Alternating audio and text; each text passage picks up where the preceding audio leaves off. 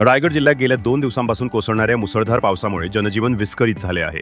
काल रात्री पावसाने थोडा विसावा घेतल्यानंतर आज पुन्हा एकदा सावित्री नदीनं धोक्याची पातळी ओलांडली आहे। त्यामुळे महाड शहरात दस्तुरी नाका परिसरात पाणी शिरायला सुरुवात झाली आहे। दस्तुरी नाक्याकडून रायगड खिंडीकडे जाणाऱ्या मार्गावर नागरिकांनी प्रवास करू नये अशा सूचना महाड प्रशासनानं दिल्या आहेत। तर दुसरीकडे महाड तालुक्यातील शिवथर परिसरात ढगफुटी सदृश्य पाऊस झाला। या अतिवृष्टीमुळे कुंभे शिवथर गावातील स्मशानभूमी वाहून गेली असून नागरिकांमध्ये मोठी चिंता पसरली आहे। आंबे शिवथर, आंबेनळी, सह्याद्रीवाडी या गावांचा काही काळ संपर्क तुटला होता।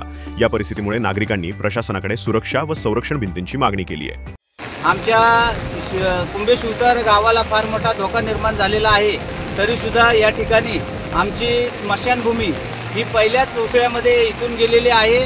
त्यानंतर माजी सरपंच भाऊ परशुराम साळुंके यांच्या शेतीमध्ये सुद्धा नदीचं पात्र तयार झालेलं आहे।